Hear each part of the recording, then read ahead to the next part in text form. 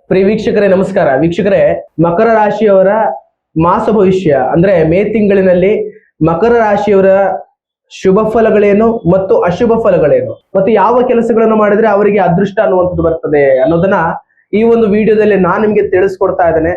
ವೀಕ್ಷಕರೇ, ಮಕರ ರಾಶಿಯ ಜನರಿಗೆ ಈ ಒಂದು ತಿಂಗಳಿನಲ್ಲಿ ಕೆಲವೊಂದು ರೀತಿಯಾದಂತಹ ಬದಲಾವಣೆಗಳು ಖಂಡಿತವಾಗ್ಲೂ ಕಂಡು ಬರ್ತಾ ಇದೆ. ಅದು ಯಾವ ರೀತಿ ಅಂತ ಹೇಳಿದ್ರೆ, ಅವರು ಉದ್ಯೋಗದ ವಿಚಾರದಲ್ಲಾಗಿರ್ಬೋದು, ವ್ಯವಹಾರ ವಿಚಾರದಲ್ಲಾಗಿರ್ಬೋದು, ಅಭಿವೃದ್ಧಿ ಏಳಿಗೆ ಇಂಪ್ರೂವ್ಮೆಂಟ್ ಅನ್ನೋದು ಕಾಣ್ತದೆ ಮತ್ತು ಹಳೆಯ ಹೂಡಿಕೆಯಿಂದ ಲಾಭಗಳು ಅನ್ನುವಂಥದ್ದು ಬರ್ತದೆ. ಶೈಕ್ಷಣಿಕ ವಿಚಾರದಲ್ಲಿ ಸ್ಪರ್ಧಾತ್ಮಕ ಒಂದು ಪರೀಕ್ಷೆಗಳಲ್ಲಿ ಉತ್ತೀರ್ಣರಾಗ್ತಾರೆ ಮತ್ತು ಹೊಸ ಅಭಿವೃದ್ಧಿ ಆಗಿರ್ಬೋದು ಅಥವಾ ಹೊಸ ಪ್ಲಾನಿಂಗ್ ಗಳಾಗಿರ್ಬೋದು, ಹೊಸ ಯೋಜನೆಗಳು ಅವರಿಗೆ ಹುಡುಕಿಕೊಂಡು ಬರ್ತದೆ.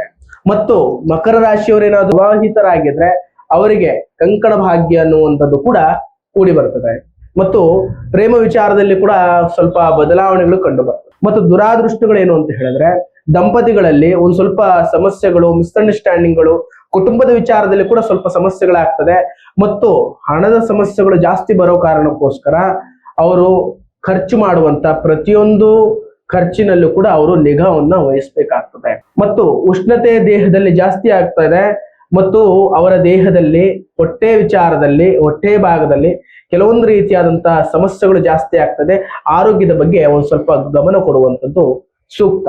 ಮತ್ತು ಇವರಿಗೆ ಈ ಒಂದು ಕೆಲಸಗಳನ್ನು ಮಾಡಿದ್ದೆ ಅಂತ ಆದ್ರೆ ಅದೃಷ್ಟವನ್ನೊಂದು ಸಿಗ್ತದೆ. ಅದೇನಪ್ಪಾ ಅಂತ ಹೇಳಿದ್ರೆ, ಪ್ರತಿ ಶುಕ್ರವಾರ ಮತ್ತು ಮಂಗಳವಾರ ಅರಳಿ ಮರದ ಒಂದು ಎಲೆಯನ್ನ ತೆಗೆದು ಅದರ ಮೇಲ್ಗಡೆ ಅವರ ಹೆಸರುಗಳನ್ನ ಬರೆಯೋದ್ರಿಂದ ಬರೆದಾದ ನಂತರ ಹರಿಯೋ ನೀರಿಗೆ ಅದನ್ನು ಬಿಸಾಡ್ಬೇಕಾಗ್ತದೆ. ಇದು ಕೆಲಸಗಳನ್ನ ಮಾಡಿದ್ದೆ ಅಂತ ಆದ್ರೆ ಮಕರ ರಾಶಿಯವರ ಜೀವನದಲ್ಲಿ ಏನೆಲ್ಲ ಅಂದುಕೊಂಡಿರ್ತಾರೆ, ಯಾವ ಕೆಲಸಗಳನ್ನು ಮಾಡಬೇಕು, ಮೇ ತಿಂಗಳಿಂದ ಆಗಿರ್ಬೋದು, ಇನ್ನು ಮುಂದಿನ ತಿಂಗಳಿಂದ ಆಗಿರ್ಬೋದು, ಅದೇನೇ ಕೆಲಸಗಳನ್ನು ಮಾಡ್ತಾ ಇದ್ರು ಕೂಡ ಅದರಲ್ಲಿ ಅಭಿವೃದ್ಧಿ ಏಳಿಗೆ ಅನ್ನುವಂಥದ್ದು ಕಂಡು ಬರ್ತದೆ. ಹಾಗಾದ್ರೆ ವೀಕ್ಷಕರೇ, ಈ ಒಂದು ವಿಡಿಯೋ ನಿಮಗೆ ಇಷ್ಟವಾದಲ್ಲಿ ಲೈಕ್ ಮಾಡಿ, ಶೇರ್ ಮಾಡಿ ಮತ್ತು ನನ್ನ ಚಾನಲ್ ಅನ್ನ ನೀವು ಸಬ್ಸ್ಕ್ರೈಬ್ ಮಾಡಬಹುದು.